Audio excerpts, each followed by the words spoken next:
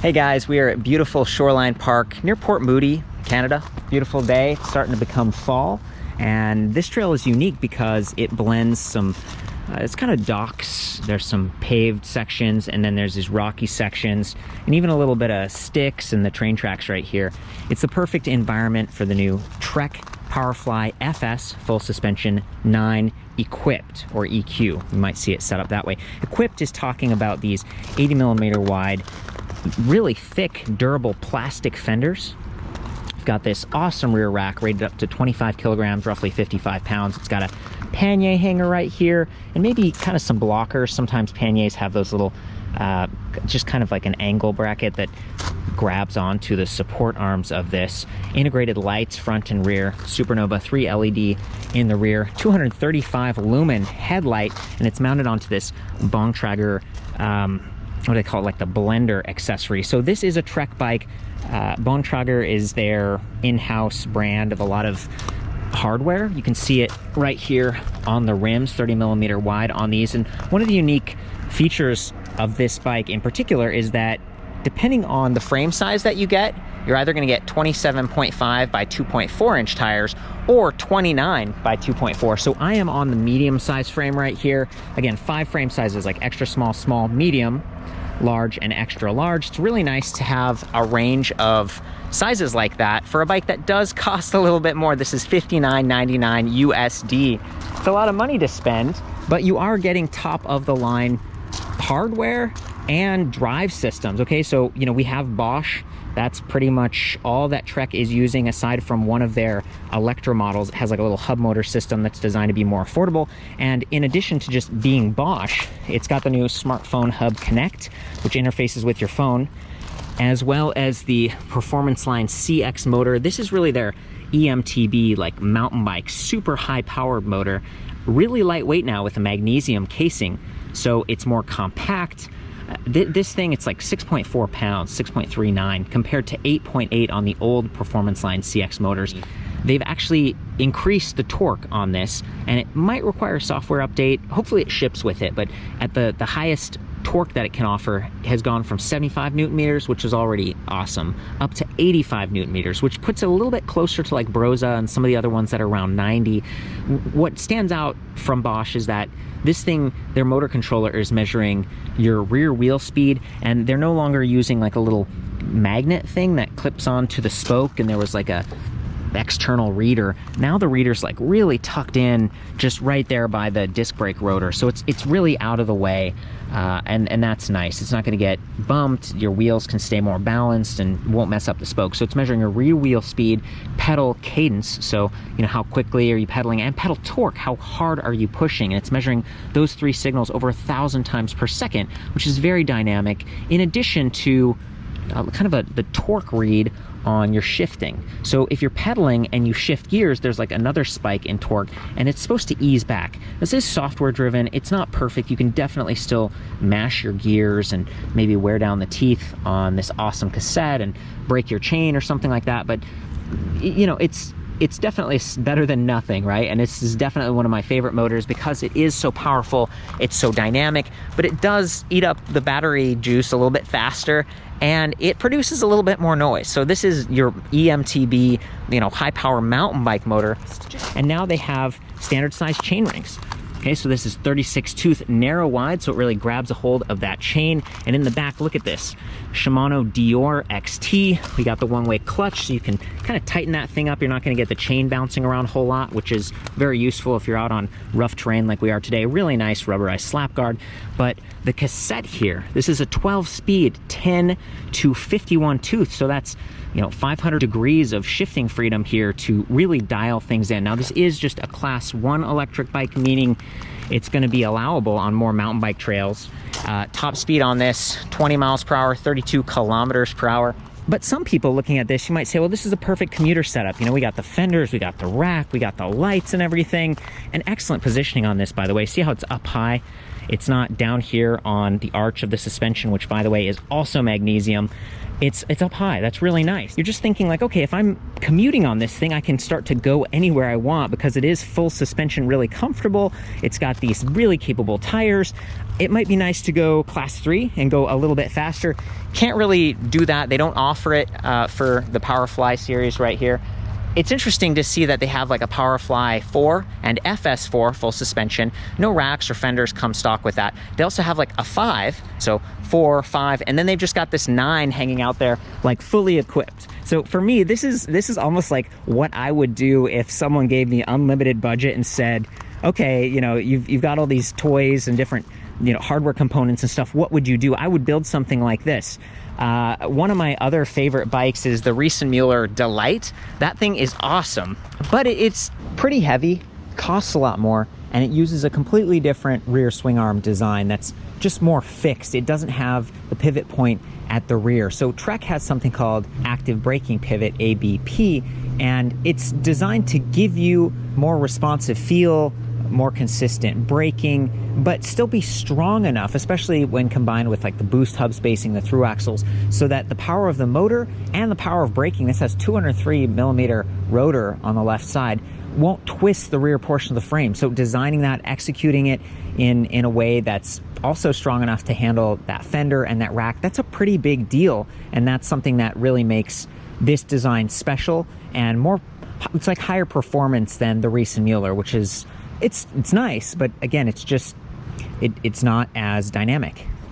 But it does have a suspended rear rack, whereas this one it's unsprung weight, okay? So see how the fender and the rack, they're connected to the swing arm, so every time that goes up and down, you're putting more work into that rear suspension, which is 100mm of travel is what they say. That's not ideal. Again, if you have your like laptop or some precious cargo up here or something and it's like bouncing all around while you're getting this nice cush ride, a little bit of a bummer, bit of a trade-off. And I was looking at this pannier hanger and it kind of like bends down a little bit on either side, and I was like, you know, wondering if your pannier slides to the back, is it going to become crooked? They don't have a loop down here. They really easily could have had a loop for like a bungee cord, which would have been nice. It's still great, and it adds these extra supports for the fender, which they really haven't been rattling around a whole lot. It connects there, and there, 4 places in the rear. And then the front fender, also really nice because it's wide, it's extra thick. It is not like tubular. Some of the other fenders I've seen, they've got like these ribs to keep them maybe torsionally stronger, and maybe these are wide enough and thick enough, it's not a big deal. They've got these support arms that connect directly to the lowers. So again, that is unsprung weight as well. It's going to go with the wheel, but it's going to hug it really closely and keep rocks and stuff from kicking up and getting in your way. This bike weighs like 59.9 pounds, the way that I weighed it, with everything that you see here. Now I actually weighed it with the battery off just to make it a little bit easier to lift, and the battery itself, it was kind of heavy. It's like 8.9 pounds with this cover thing on it. So that's called the rib. Not every PowerTube battery has that, and this is the PowerTube 625, which is the highest capacity Bosch battery. So I'm going to unlock it over here.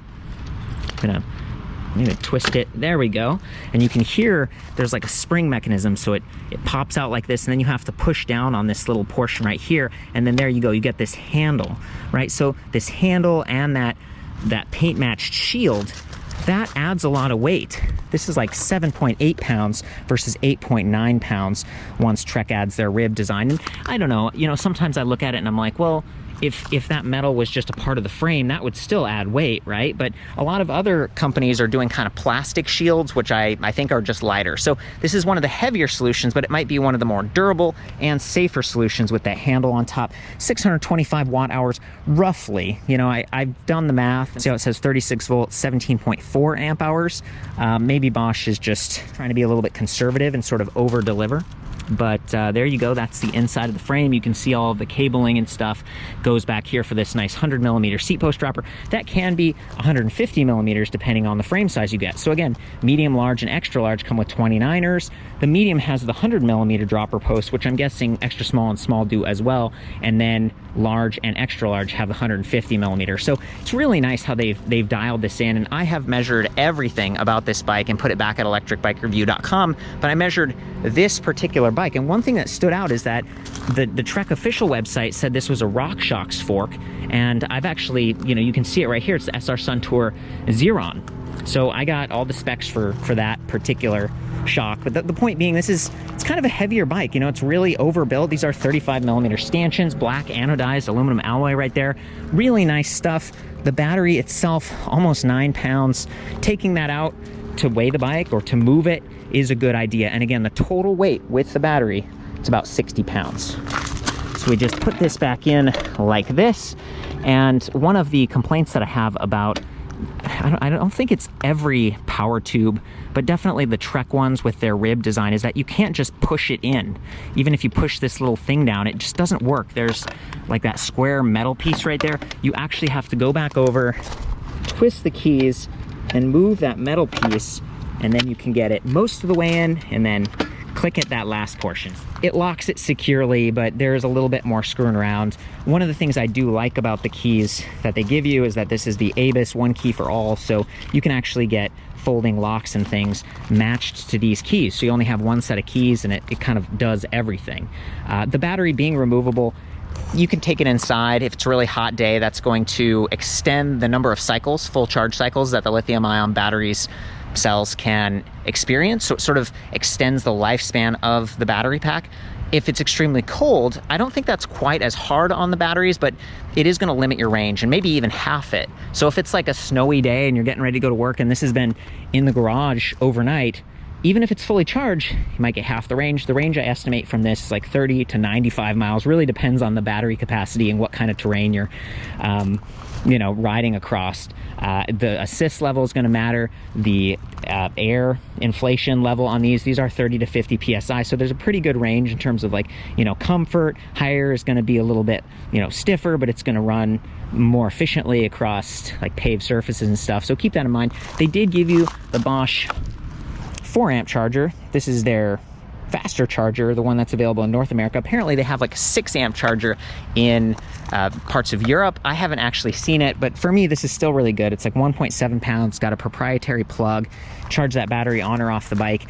And Trek did a really good job with their cover right here. See how it's paint matched? I think it's just plastic. You flip it up like this and you can see the plug port right there, and it just springs back down. The only concern I have is, imagine you've got this plugged in right here and then the crank goes past.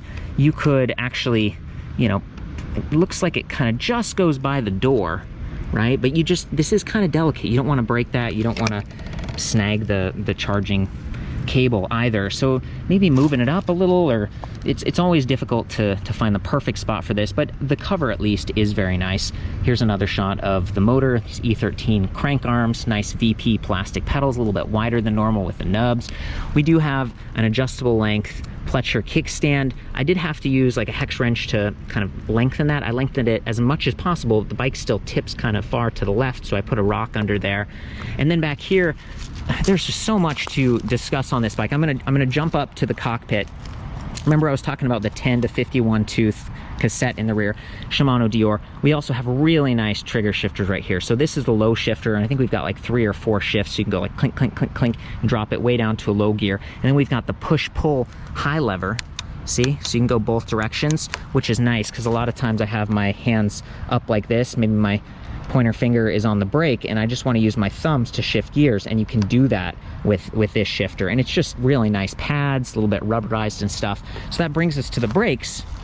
Shimano Dior XT, again, tool-free adjustable reach. So see, if I screw this in the I guess I'm going to the right here, it's actually bringing the lever out, so it's extending the reach. So if you're someone who has really long fingers, and maybe, sometimes if your hand's like this and you're braking with a couple fingers and you pull back on the lever, you can smush your other fingers. So there's a lot that you can dial in with these. I'm gonna put it back where it was.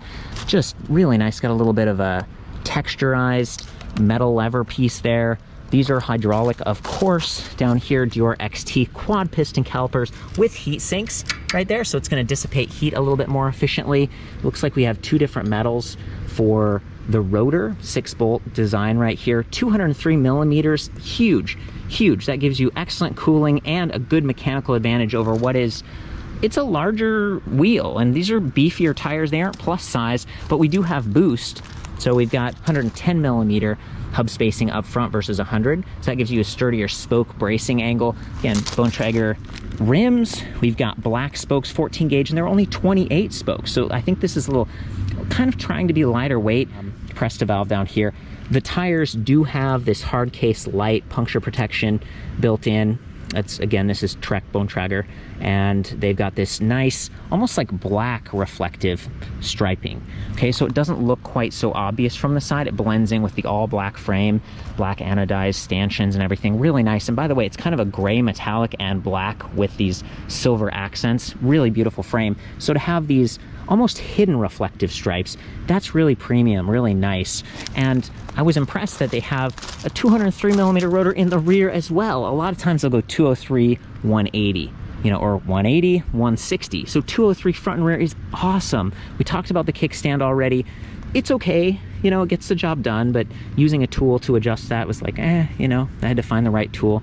And then back here, this, I thought it was quick release at first, but this is actually a removable little tool, a 6 millimeter hex, and it just kind of like snaps in there right there. I don't think it's magnetic. I think there's like a little ball bearing or something. So we have 6 millimeter, and this is a 12 millimeter through axle, boost hub spacing in the rear, 148 versus 142 or 136. So again, spoke bracing angle, extra sturdy. And then up front, that same tool from the back, 6 millimeter, you can remove and service the front wheel as well. Very cool, very cool.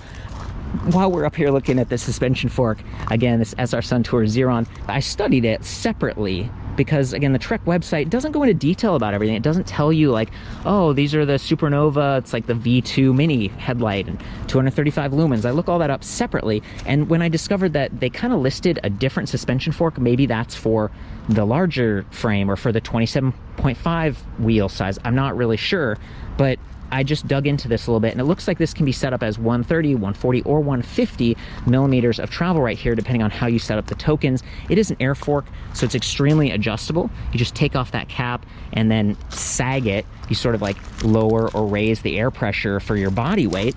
Usually there's like a little chart, but I think the website would have more information. I have linked to that in the review. We have compression adjust right here with a little clicker. It's a little bit, seems a little bit vulnerable compared to some of the like Fox clickers and stuff. There's the little band. You can use that to help you sag it and everything. And then down here we have rebound adjust. So that's how quickly it like rebounds. So once it's compressed, how quickly does it rebound? Is it super fast and potentially bouncy, or does it slow you down? You can really dial these things in. Same thing at the rear. This one is a RockShox. See back here, the Sid Lux. But there's the air pressure nozzle, and then we've got the compression adjust right here and rebound. I haven't messed with that a whole lot. You can actually see the lines right here to dial it in terms of, sagging. Got some help from the shop with that. So having a full suspension bike for me is really great because I have kind of a sensitive back and neck. I've been in some car accidents, skiing and snowboarding growing up. Having a bike that's comfortable allows me to ride a lot further. Having a dropper seat post, this is 31.6 millimeters, by the way, so you could swap this out with a different dropper post, but there's the dropper lever over here. Having ergonomic locking grips, the nice, this is just a little thing, but pedals that you can just get right on and get going. Narrow wide chainring, that's little things like this, the nice big rubber slap guard. They've dialed everything in. I mean, this has everything. It has the bottle holder right here, or you could potentially use a folding lock right there. Maybe you have a trunk bag. It's just that things would be bouncing around back there a little bit more. That's my only consideration. If you compare this to like the Reese & Mueller Delight, that one's a little more expensive. You're not going to have as many shops that can provide service for you the way that Trek does. Reese & Mueller is a great brand, but it's predominantly European, whereas Trek has just like so many. I mean, I'm here in Canada, and there are several Trek dealers. They receive this, they set it up for me, they can offer service and help if there's an issue with it, and to me that's worth something. And this is a little bit more affordable. than the Delight. You don't have to wait for it to be custom built overseas and then shipped here. You don't have quite as many options, and maybe the rack isn't quite as optimal for supporting your cargo, but I think it looks awesome, and it certainly rides really well. And of course, I love the new Bosch motor, and I love what they've done with the this kind of motor armor. So this is a piece of, I think, aluminum alloy, and it protects you, but there's pretty good clearance right here. And the new motor, it actually shortens your chainstay or your chain length back here. The overall length of the bike kind of surprised me. I think it was like 77 inches versus 72 on a traditional bike. That might be because it's a 29er. Again, I covered all the dimensions. Standover height was really low because of this sloped top tube, but the actual minimum saddle height was still fairly high. It was like 33, 34 inches. Nice big tapered steer tube, of course, internally routed cables. You know, these bikes are really starting to get stealthier and stealthier. So let's get into the display panel, or kind of lack thereof. This is the Smartphone Connect hub. There we go, SmartphoneHub from kind of Kobe. That's a company that Bosch bought in recent years, and they've been improving it steadily. To turn this thing on, there's a little power switch on the right side. It's rubberized. You press it, and this little grayscale LCD gives you some feedback. I don't know how well you guys can see it. It's you know, it's readable from back here. The biggest readout is just your speed. It's in kilometers per hour right now, and you have to use the app to switch it to miles per hour. So you might, you know, having a smartphone is going to be really helping you out with this particular bike, but you can ride it without. We've got the lights icon right there. A lot of times if you hold plus, it'll turn the lights off, but I think Trek might have disabled that because the lights just seem to be on at all times. We have zero assist right now, but there are 4 levels. So if we press the plus button over here, we go up to eco, and it stays there for just a second, and then it goes back to speed. And one more time, we get tour, EMTB, and turbo. And turbo is like 340% feedback. If we step back down to EMTB, it gives you like a range. So EMTB mode is supposed to be the most dynamic. It's really listening to that pedal torque a little bit more, and if you pedal gently, it's not going to give you a lot of extra support. When you really start to push on that pedal, it just takes off, and you can actually wheelie these things. It's very satisfying. So I use EMTB quite a bit myself, and turbo is nice if you're like, I need to get home, you know, I don't want to worry about it. I want to max that top speed. I don't care about draining the battery super fast.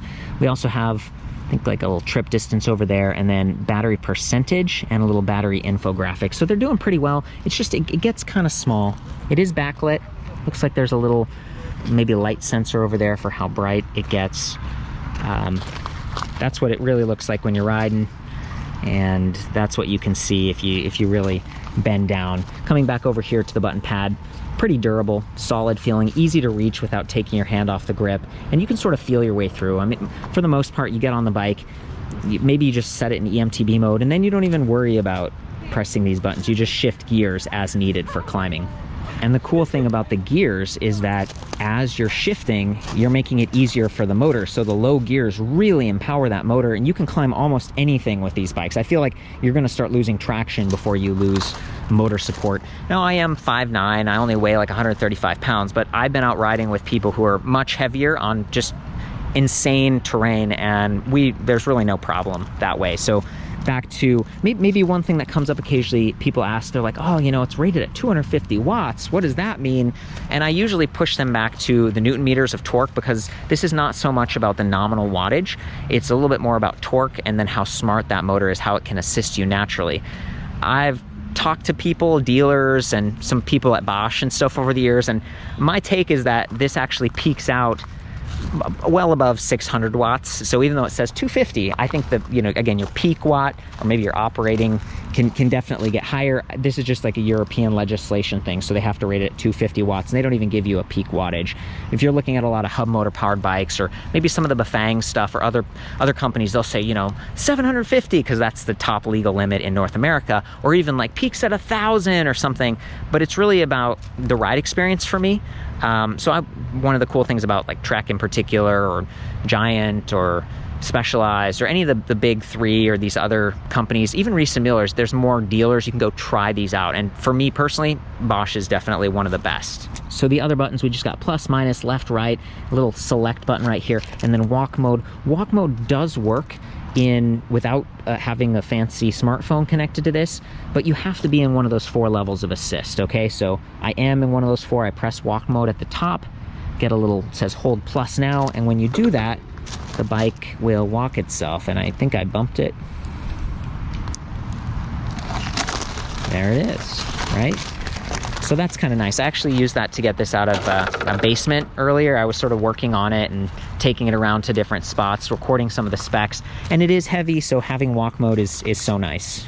Okay, I moved us over to a shady spot so we can do the smartphone, but before we do that, I want to point out that there is a little micro USB charging port at the base of this display, and they give you a bunch of these connectors. So I think there's like USB-C, this is Lightning for iPhone, and then there's one that's micro USB, just like that output for a lot of Android phones. You can use that to maintain capacity on your phone, because over time, you know, especially you're on a long ride, maybe you're using GPS or the phone feature or any number of readouts, you're going to be draining your phone. And I just love that Bosch didn't forget about this, because there are a lot of companies out there offering like smartphone features, and they don't give you a way to maintain your phone. Do keep in mind, having your phone out like this, especially if the sun is shining directly onto it, that can be hard on the display, and you can start to overheat and stuff. So it's an imperfect situation in a few ways, or I guess an imperfect solution. And that's why I think it's nice that with Bosch you can actually get their kiosk display, or the Nyon is coming to North America in late 2020 as well. And those were both really nice displays. You can still interact with them with a smartphone, with a heart rate monitor and some of these other features, but they have their own like LCD, color LCD actually. And the kiosk in particular is really small. So it's not like, look at how big that is. And that could be shining in your eyes, kind of like glare if the sun is coming down wrong. And even though it feels really sturdy, like it's clamped in there, once we do this here, let's pull this out like this, and yeah, you know, I mean, it's really in there, but it's still my phone. I mean, it's huge. I'm not sure everyone wants that. I'm mixed on it, to be frank. I think I would not use my phone. I would just use the LCD and maybe adjust it occasionally with the smartphone. So let's get into that. I'm going to show you the smartphone app next. Okay, so the first thing is I put the phone in before I got it to recognize that it's in landscape. It still thinks it's in portrait, so I got to pull this up again, take the phone out. I have the iPhone X Max, so it's sort of the big one, so kind of maybe tip it on its side and then launch the app. And as I'm pulling this up, I'm noticing there is a little bit of a bend in that plastic, and I feel like it could crack at some point, so maybe use a couple fingers and just be thoughtful. So I'm going to launch the Kobe.bike app right here, and hopefully it recognizes that I'm in landscape. So it's saying turn on Bluetooth, go over here, turn on Bluetooth, great, and hopefully it connects. There we go, cool, Trek. So they actually have some cool colors that are unique to the Kobe app, because Trek is such a large company. So it says please always focus on traffic, you know, be careful, got it. And here we go, and I chose red, but there is blue as well. So we got distance, duration, speed.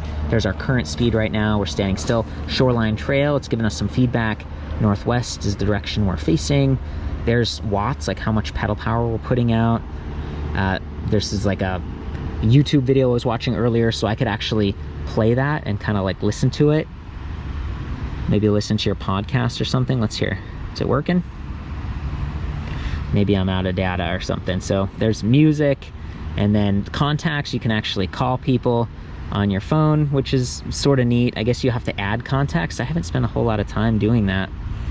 Edit, press edit to set up your contacts. I don't really want to do that right now, but kind of neat that there's more to this. And then if we press this up arrow over here, looks like we got temperature, and it's gonna, I guess it's giving us like a weather forecast. That's pretty cool.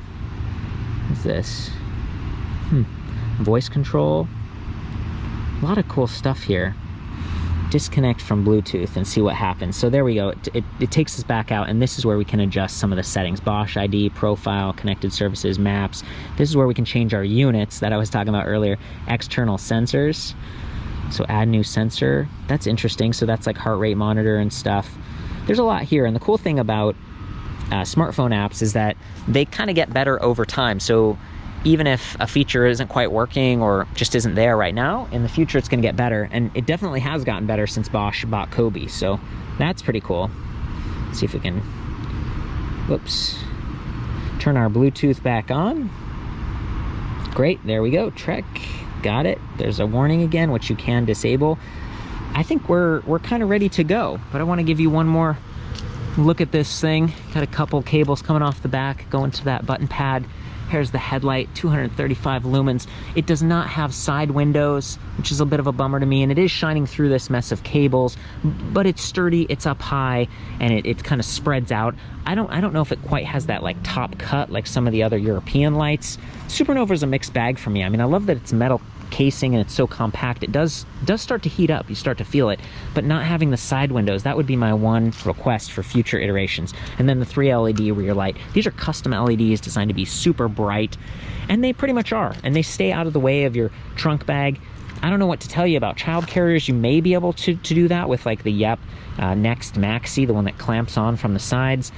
It doesn't have a Yep window, and again, your child or whatever is going to be going up and down. They're not going to be suspended like you, but it is a sturdy rack. It's heavy duty from that angle, which is nice.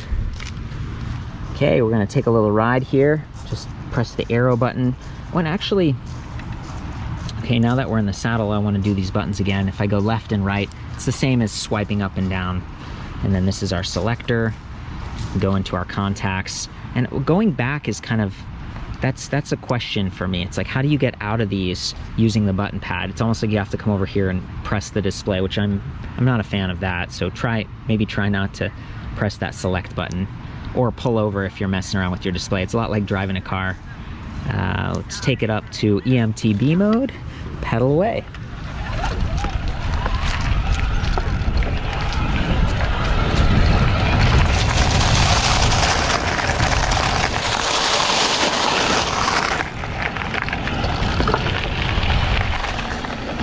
Pretty smooth. This is all one-handed. I'm trying to avoid people here.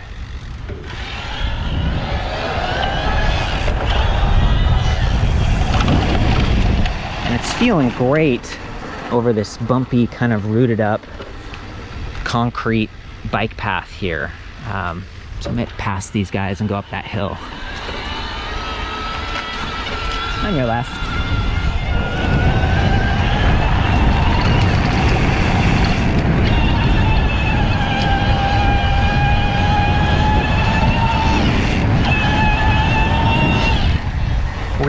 Really noisy right now at the higher RPM. This is not even turbo mode, and I think it's because I'm at a really high cadence. So if I shift gears over here and go to a lower gear, it's gonna quiet down.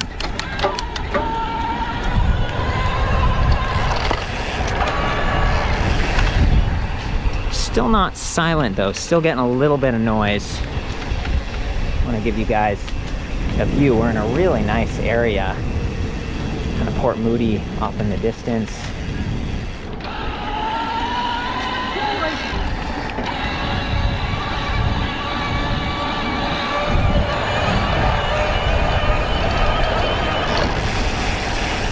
I'll drop a bunch of gears, no problem.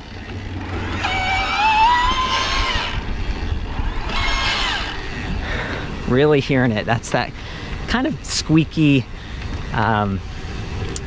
it's the sound of this motor because it is so high torque. It makes me wonder if just like a standard Peformance Line motor for this model would be a little bit quieter. It's completely different hardware. That one looks a little bit more like the Active Line Plus. It doesn't give you quite as much torque, but it's nice to have options like that.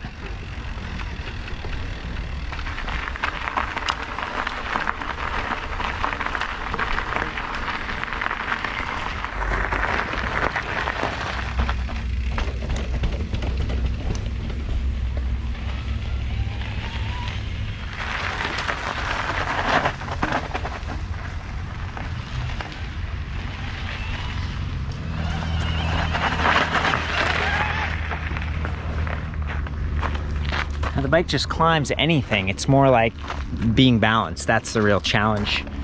So I just dropped these stairs over here and then took the little side path. I feel like I could, aside from sliding out a little bit, it was great. It was like accelerating up the path. And I was in the highest level of assist there. Okay guys, we're gonna go across a few different types of terrain, but first I just want to point out we've got that narrow wide steel chainring, pretty nice from E13. It's 36 tooth up front, and then in the back 10 to 51 tooth, just a really great spread. 12 gears, so there's plenty of cadence options for you, and that clutch we talked about at the slap guard. I'm just gonna cruise along, probably in EMTB mode because it's the most dynamic, and I'll give you a range of sounds on that motor so you can see how it sounds if I'm not putting a lot of effort into it, and that's more like sort of eco or tour. And then when I really step into it, you'll get that sound more like turbo. Let's go.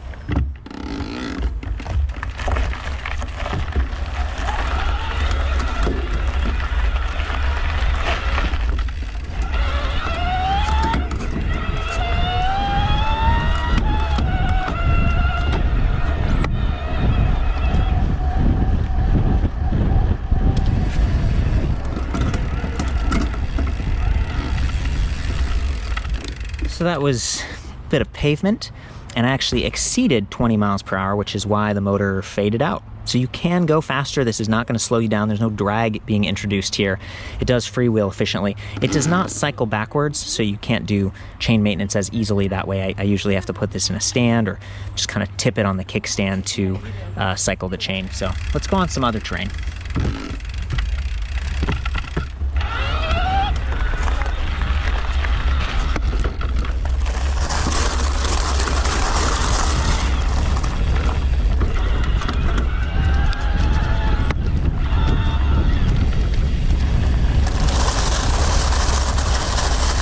Yeah, this is a little squirrely in the rocks because it's not plus size tires.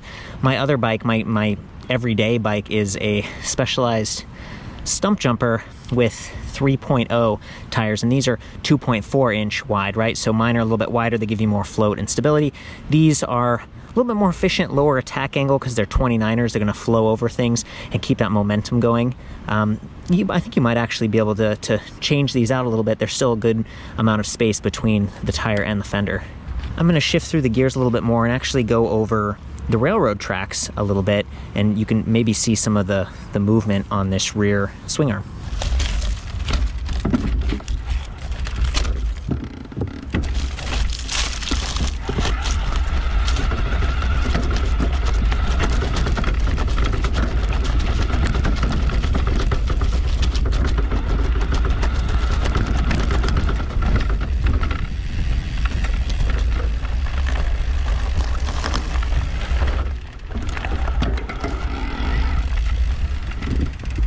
Nice, I think these are tubeless ready as well. You could run them a little bit lighter if you wanted to.